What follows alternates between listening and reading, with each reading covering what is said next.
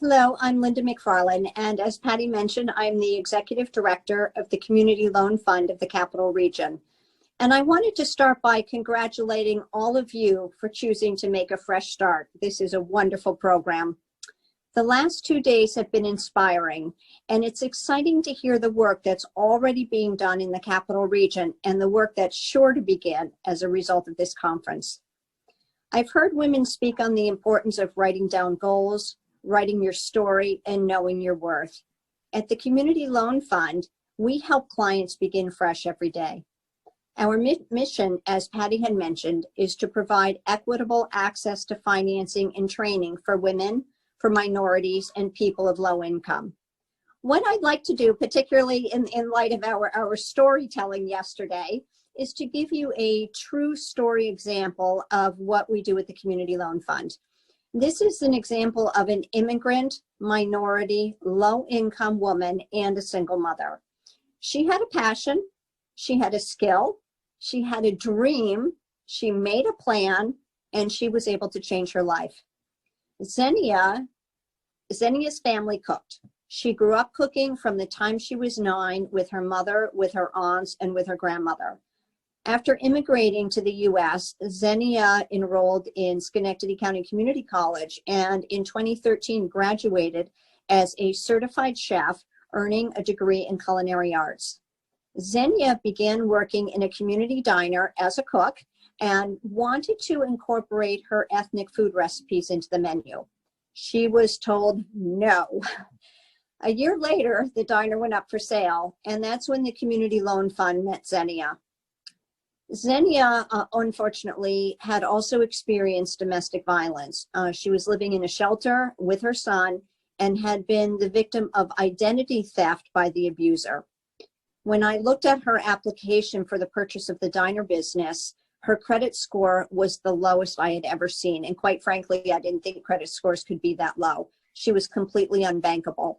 But at the Community Loan Fund, what we did for her and what we do for all of our clients is we listened. We looked at her business plan and we listened to her story. We were able to give her a loan to purchase the business. That loan did not include the real estate. She rented the portion of the building that the diner was in, so we had very little collateral. Basically, we had 2 stoves, a refrigerator, pots and pans, and all of it was used. Very little value there.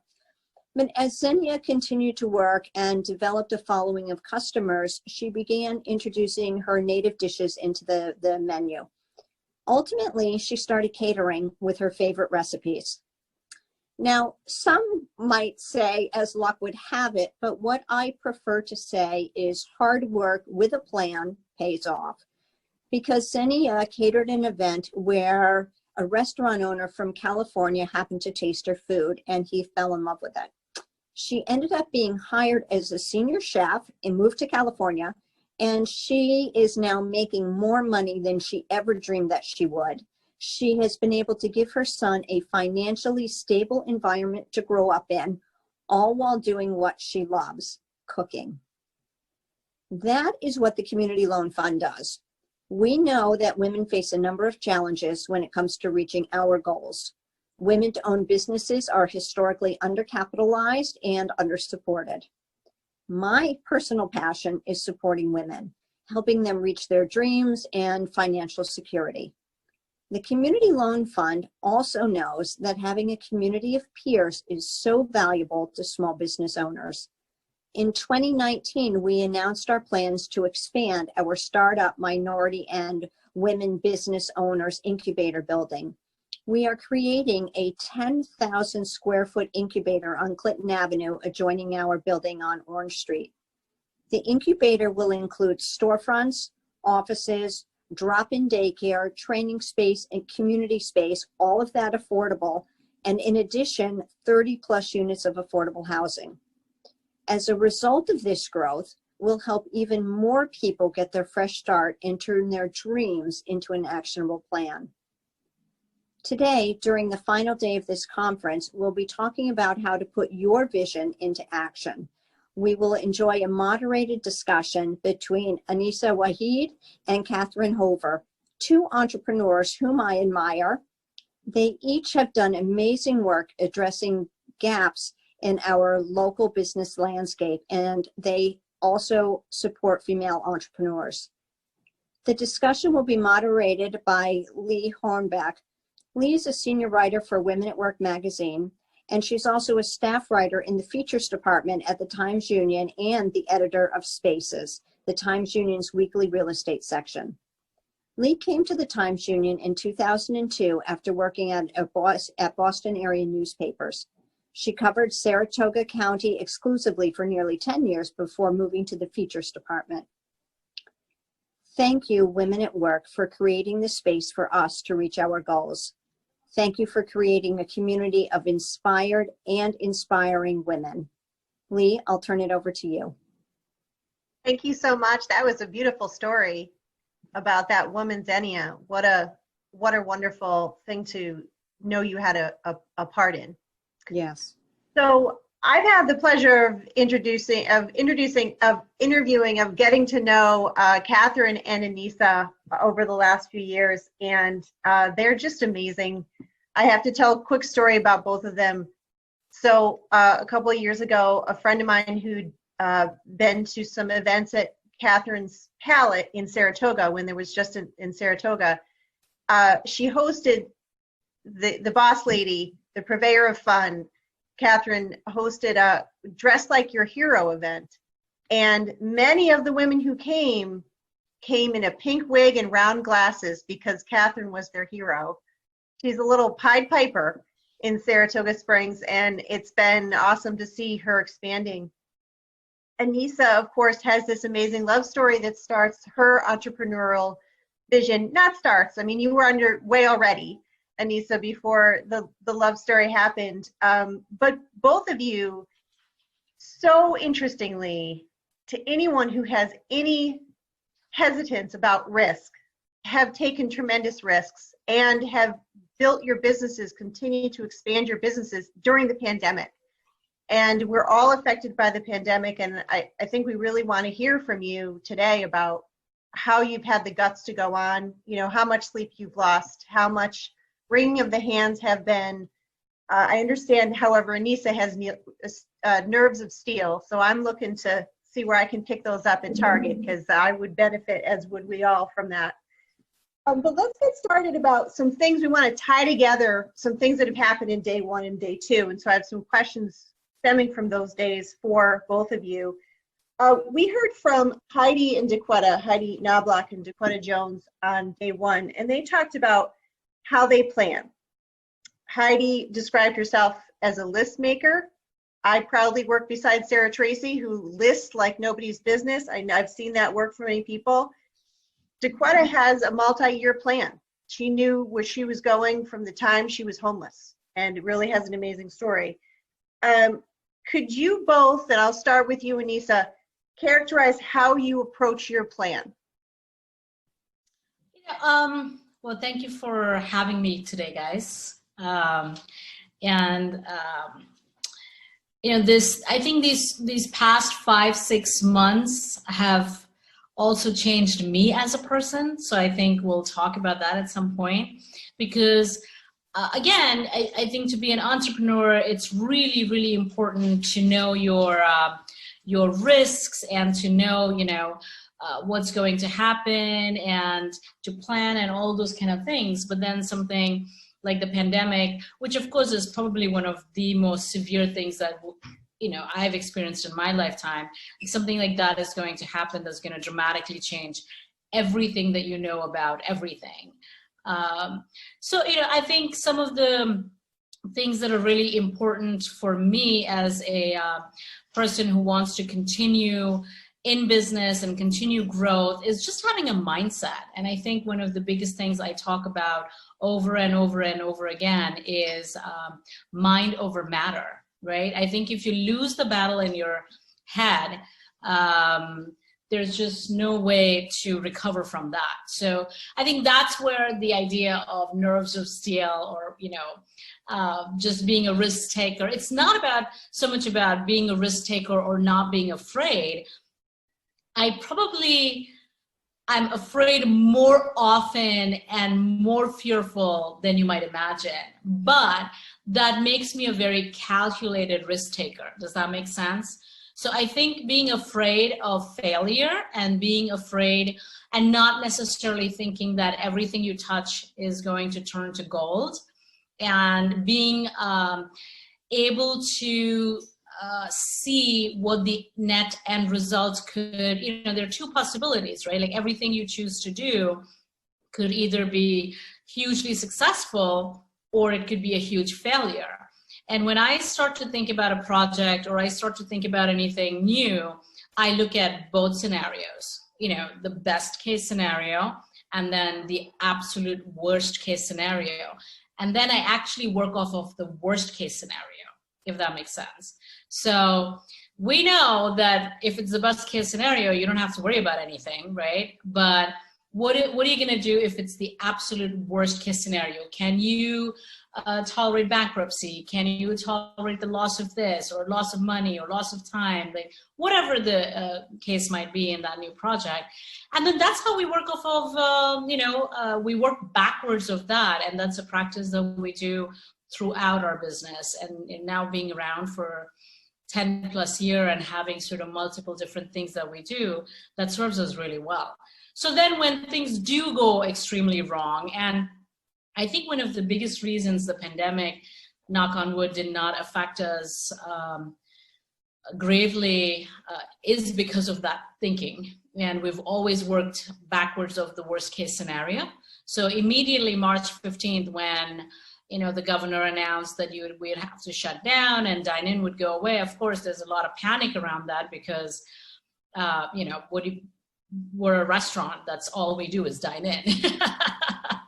We're not a takeout place. We're not a pizza joint. So, but because we had always planned for worst case scenario, we went to that plan immediately. And that was really, really helpful for us. Catherine, can you jump in here about what your approach is?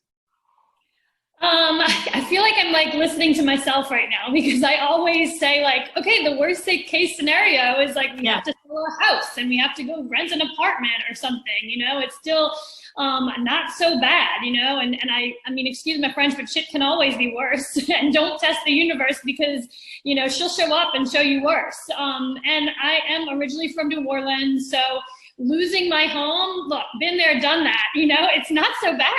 What really comes from a collective traumatic experience like a lot of us are facing right now and a lot of people experienced during Hurricane Katrina is that, you community really comes together and you really, you're forced to show your true colors. And it actually makes, a lot of things a lot easier to really find the helpers. They're easy to find when there's an expansive need that everyone's experiencing. And, I always say like, yeah, it can always be worse.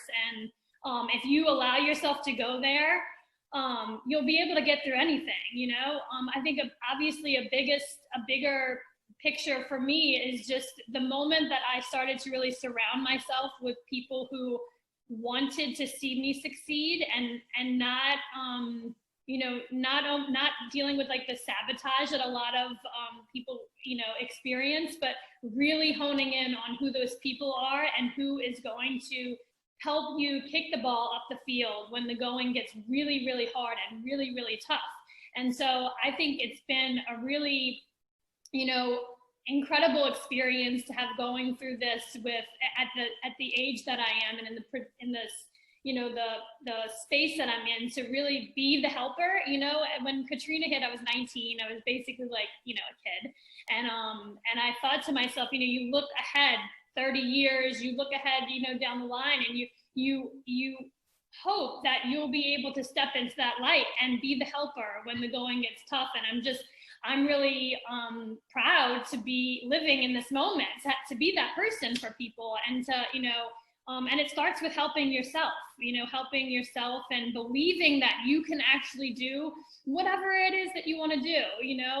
If you would have talked to me, 5 years ago and said, Catherine, you're going to go and open up a coffee shop, I would have like balked at you. I like to go and eat at restaurants. I don't want to run a restaurant, but I know that that's where women feel most comfortable in a space where they're, being, social and, they know what to do with their hands. And so I really needed to create that environment that I myself would feel comfortable and safe and confident in. And so I think that when we're talking about, risk and, figuring out how we're going to do what we're setting out to do, we absolutely do it with fear. I mean, I'm scared to death most of the days, it's a roller coaster. But the bigger risk for me is living a life of regret and looking down that 30 years and saying, okay, well, I didn't do what I really set out to do, or I didn't feel like I had an impact. And so it's really raw right now for me personally, because I just lost somebody really close in my family. And, that's the worst place I think that I could be, is like on my deathbed and living a life of regret, like just looking back and thinking that I didn't do enough. And so every day it's a commitment. It takes real intention to wake up every day and say, no, I'm going to keep going, and I'm going to do it scared. I'm going to do it anyway. And I'm going to bring along people for this ride, because you need support. So yeah, I mean, a lot of what Aneesa said, it's a weird, isolated kind of place to be in as a leader in a lot of ways. And so it's important to surround yourself with people who get it. And I think that communities like Women at Work, Community Loan Fund, again, it's imperative to have these players involved every part of the way. And so I thank you for letting me kind of like share my story and be involved in Women at Work. I really appreciate it. To piggyback on that really quick, I just want to say that it's also really important to know your strengths and your weaknesses, and to be very realistic about what you want to do and what you want to achieve. So, for example, if you think you want to start out running a restaurant, but you've had zero restaurant experience or zero business experience, or, don't go out and like try and open a restaurant. Maybe like having those steps, like get the job and do the experience, like that kind of stuff. Being realistic about what you can accomplish in the time frame you can. I think those are the things that really, really matter, because then you're not spinning your wheels and you're not wasting time and you're not getting frustrated because you're not an accountant and you're not going to be able to balance your books. Okay, you know this, so let's find the right help. So I think knowing your limitations is a really important part. I want to go into, I'm going to skip social media for a second. That's next, as you and Catherine know, but I'm going to ask you about how much the two of you write. It was really interesting yesterday. Was Lauren and Kat both talked a lot about writing down what you want, like perfecting your story. Kat had this really interesting, story spine about, what happened, what was a pivot point, and how did you clarify for yourself so that you could then better tell that story to others. Do either of you write a lot in terms of kind of getting stuff down to then corral it in your own mind and then direct it to others? Aneesa, go ahead. Yeah, so yes, I truly believe in the power of pen to paper. Right? I'm a big believer in my to-do lists and in my ideas and my thoughts, and I have probably thousands and thousands and thousands of notebooks filled of stuff, ideas, and things that I should be working on, looking at, people to meet, like all of that stuff. Even though I'm also kind of a high-tech, high-touch person, but I think nothing replaces the pen and paper, and there's a lot of science behind why we should actually be doing pen to paper rather than just your technology stuff. But what's interesting for me is recently we moved to a new house, and in our move I discovered some of my old notebooks and such, right? From like, I've been trying to be an entrepreneur probably since I was 3. So I have lots.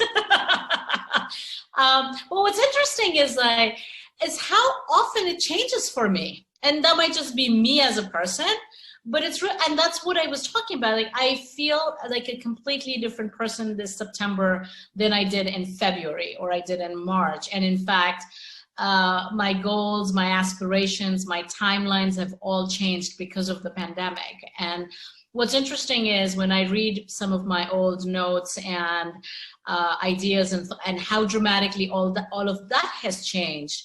And I think that's interesting as an older person now, because I think when you want to be an entrepreneur, it's important, or when you want to make change in life, or you want to do something different, I think it's important to be that malleable. To say, you know, maybe you set out to do something, but maybe the path is something different, and you might discover that while you are on this path. But the idea is to just constantly be on the move. And, you know, I believe in making a plan for the year, for the next 3 years, the next 5 years, and next 10 years. And we do that in the company. You know, not just for the business, but also personally. But it changes. Things change. You know, an opportunity might come up, and you might just have to say, okay, I have a plan. I've written things down. I have ideas. I have thoughts. But here is something that's happening at the moment. I have to take this opportunity and take a look at it. Right? I think that's really, really important to be able to. And again, especially for women, especially for, you know, myself as a minority woman, sometimes opportunities don't come up all the time. And we have the added burden of also being the people who run the house, right? So a man might be able to just go out and just be like, I'm going to spend the next 15 years trying to figure out what I want to do. And he has the opportunity to go do that because he's got a wife who's cooking, cleaning, managing the kids, scheduling the doctor's appointments, and still working, and still, right? Like all of that kind of stuff. So I think that's why I feel, you know, you write your stuff down, because there's so much power in it, but also with the caveat that it's okay if those things change. Catherine, do you want to speak to that? Are you a big writer? Do you write your dreams down and then reflect back on them? You know, I don't do it like as well as I should, you know, and I think I've always journaled, but I'm another list person, you know, so a lot of like to-do lists and, you know, I'll think about that tomorrow kind of thing. But I think that there has been moments in my life where I've like looked back at things that I've written as a kid, and reading them now, it's like I feel very meant to be doing what it is I'm doing. You know, I do really strongly believe in, you know, you're put on earth to do a certain thing, and I think I'm right on that path. And so it's really cool to look back at these old, you know, journals and things that I didn't even take seriously at the time, and then be like living them out now. I just think, yeah, the pen to paper thing is so important.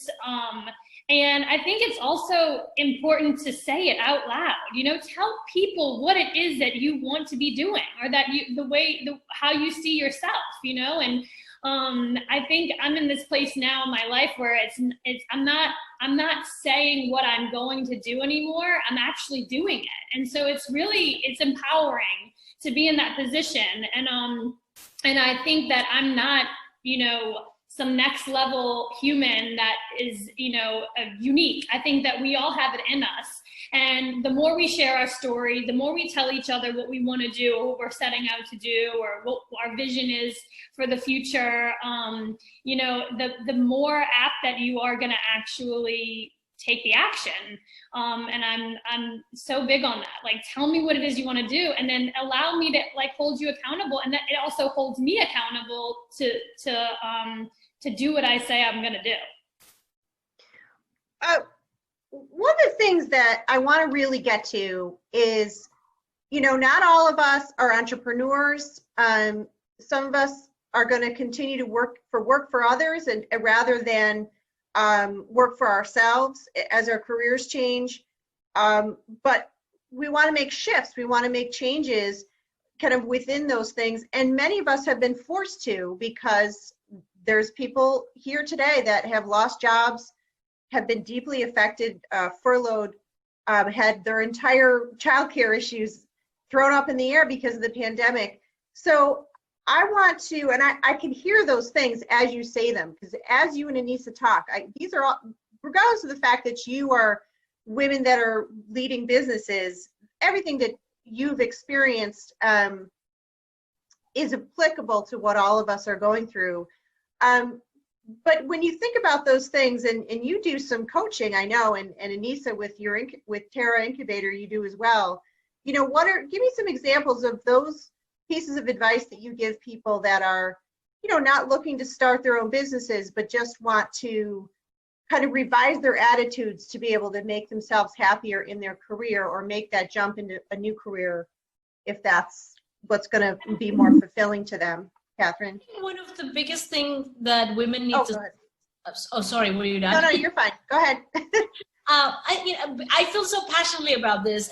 I feel that women are just not honest. We're not honest with ourselves, and that is a huge problem for me. Is, you know, we take on way more than we should, and we keep quiet about more than we should. You know, we don't put people to task the way we should. And that is, you know, one of the biggest things that I say to pretty much, you know, anybody who comes in contact with me and is looking for advice, or my employees, or, you know, women in my life, my sisters, my friends, whoever, you know, is like, people ask me this all the time, is how is it that you're running multiple businesses? You're a wife, you have kids, you have, unfortunately now, a puppy in the mix, you know, who's obsessed with the stuffed snake. And, you know, it's just like, it's like a zoo around here. And I don't feel like it's a lot. I don't ever feel like, you know, I'm overwhelmed with work or with my family, or, you know, I still have time to do what I want to do. And the biggest reason for that is being honest and being able to ask for help when you need help. You know, asking people within your circle, whether it's your family, whether it's your kids, your husband, whoever's in your immediate area, for, you know, asking them to do the stuff that they should be helping. It drives me bananas when I, you know, see women who work all day, go home, they still have to figure out dinner, they still have to do laundry, and, you know, they still have to figure out grocery shopping, they still have to figure out when the next, it drives me bananas. So I think it starts with being honest. Like, I think we need to start being more honest about how we are feeling to make those changes, right? It has to start with us first. If we're frustrated with whatever's happening in our life, and you're absolutely right, some people just love a 9-to-5 job, and no, not everybody needs to be an entrepreneur. Leave some work for me. So, yeah, you know, so everybody has a different path in life, but I think that path should be a happy one. It should be a one that fulfills you. It should be one that, you know, you don't feel frustrated with. And it's going to start with being honest. It's going to start with asking and demanding people do what they're supposed to be doing, and sharing the burden, you know, and realizing and recognizing that there is nothing wrong in that, you know, and that we need to take the stigma away that just because, you know, a perfect wife and a perfect mother and a perfect housekeeper doesn't, you know, who needs help doesn't mean that now you're not that, right? And I think so I feel really, really passionate about about this, that women just need to speak up more. Yeah, I mean, I think want to add to that? Like misconception that, like, if you're an entrepreneur or a small business owner, you're like rolling in the dough. And I'm here to tell you that is not the case. I drive a Ford Transit. I mean, it's like, it's not all rainbows and sunshine. It's actually more not rainbows and sunshine than it is. So I don't think that entrepreneurship is for everyone. Sometimes I think it's not for me, you know. It's just like you this is just the life that I've chosen. And I also have to point out that I couldn't stand a chance in corporate. I did not wear the right thing. I didn't say the right thing. And a 9-to-5 situation just wouldn't work for me. But I have to share this story, how I truly do appreciate people who can work for an employer and do that role, because I'm incapable of doing it. And so I have to share this story. This is a couple of weeks ago. The DPW guys came to put a bike rack in front of pallet.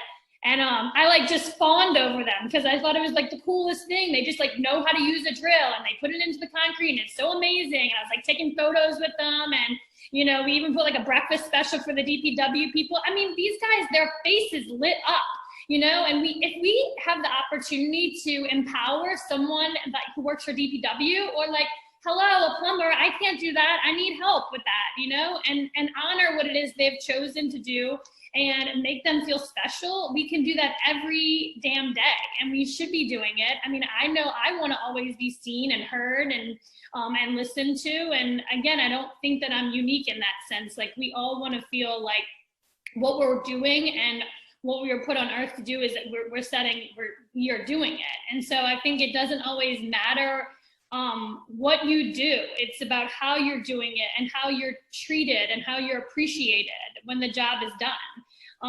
And so I have to say that there are so many things that I am not capable of doing. And that's what you have to outsource and hire people to do and fill in what you can't bring to the table.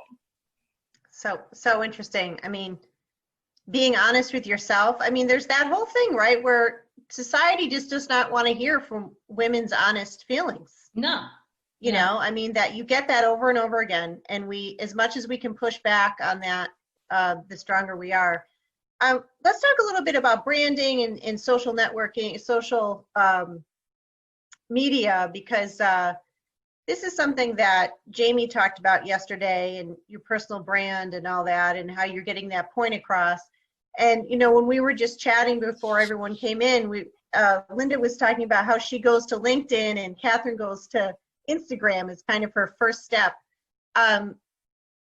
So I think in following both of you on Instagram and Facebook, there's a real authenticity that comes through. And I think I think it's just you guys being you.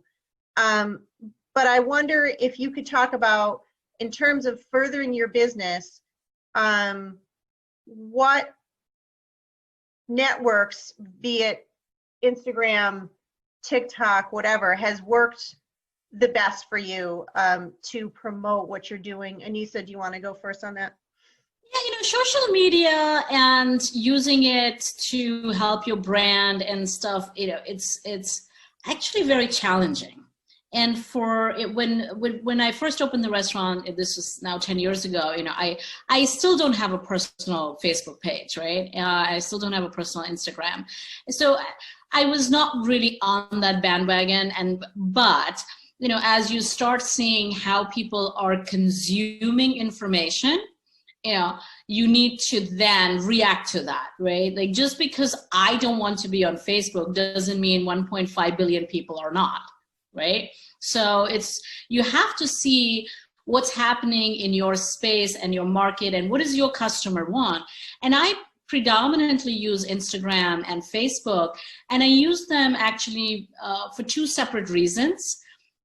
And even though the content might be same, most of the time it's going to two different groups of people, and and the idea is that you get a different response from the two groups of people.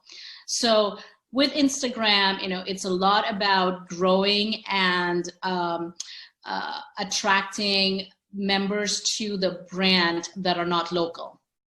And, because we're trying to grow a brand that's national and hopefully international someday. And we also have a line of cooking sauces. And then, we do stuff that is so unique and different that somebody in Boston might be interested in driving down, right? So Instagram is really used for that group of people, and, not necessarily as a tool for an instant buy, but it's more of an informational tool, and it gives me and my brand access to people far and wide. Like we've had calls from London, from Dubai, from Germany, purely based on, you know, the Instagram account because they're interested in our products and those kind of things, right? So that's how I use Instagram. And in terms of Facebook, it's really about the customers and our guests and people who are invested in our community, in our business, and who are the people who are showing up at the door every day, and who are people who are spending their money every day. And so that was also really interesting because, you know, as a brand that's in the community, you're not just selling a product, you're part of the community. So you need to sort of understand and recognize what is it that people want from you, what is it that people expect from you. And, you know, all the content that comes on my page is content that I create. You know, it's not some stock imagery that we have hired out someone to do, and then this person is trying to be me and all that kind of stuff, right? Because that doesn't work. And that's what, you know, that's why probably it's so authentic, because the goal with Facebook,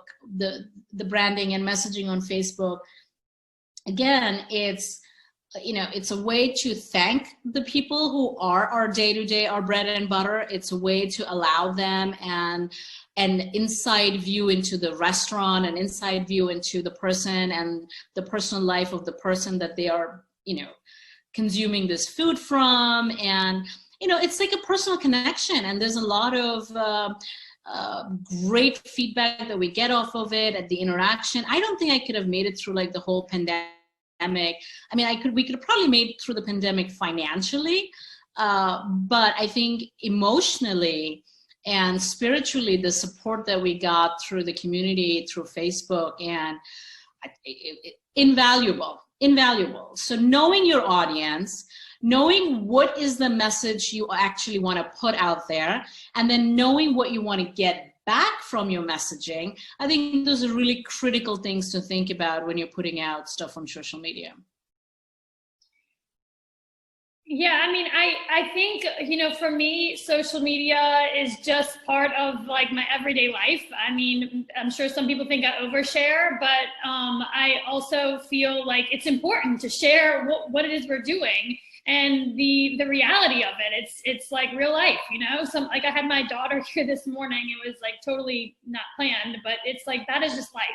And I think that's what makes people feel. So I like what I engage in and what I am attracted to when I see authenticity and I see the full story. And I don't want to just see like this pretty picture at the end of the day. I want to see like the real, the raw, the authentic, and, you know, what it actually takes to be successful and to be happy. I mean, that's the end result for me. I just want to be a happy person.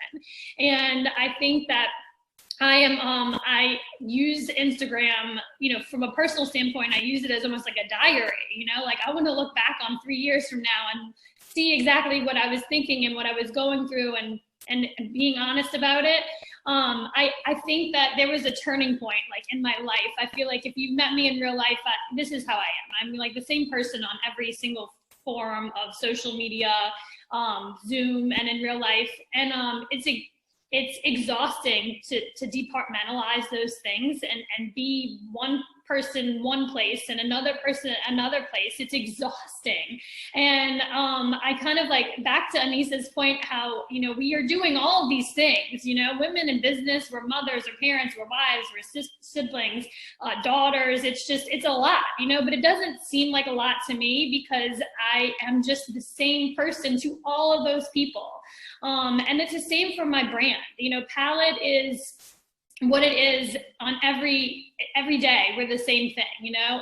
I would say like on a more tangible level, we do more event. We do a lot of events. I mean, not one event was canceled due to COVID. We just moved the venue to Zoom. And so all of our events are still rolling, and that's where we put them all out on Facebook and obviously our website. And then Instagram is more of like an everyday just log of what's happening and what's going on. And, you know, I do focus more on Palette now, but the first business that I had in the capital region that is almost 9 years old now, is Paint and Sip. And looking back on the last 9 years of Paint and Sip, you know, I was way more engaged with my social media community before I was married and before I had 3 kids, you know, so I needed to, again, bring somebody on to support me in that, to make sure that we are staying consistent with intentionally getting the message out that we're trying to, you know, communicate to our people. That in itself is its own community. You know, if you would have told me again, like before COVID, like this COVID thing is going to happen to your community, what are you going to do? You are a Paint and Sip studio, you're drinking, and you're, you know, how are you going to survive this? You know, we went to our community and we talked to them. We engaged in an authentic two-way street communication with our customer about what it is that they were feeling and what they needed. And they had kids at home. They wanted art projects. So we, you know, we put together art kits and we started doing pickups, weekly pickups, and Paint and Sip, you know, has stood the test of, you know, time and COVID. You know, I remember when I first moved to Saratoga and I told some people about my idea, they thought I was like this crazy girl wanting to open a paint bar. I mean, that'll never last, you know, and here I am 9 years later, surviving the COVID. We're thriving in this whole moment. And, you know, I tie the success of that to being honest and vulnerable and just having a real communication and conversation with our customers. Thank you to Aneesa and Catherine for cutting into their very busy lives to talk with us. You're ever inspiring, and I really appreciate it.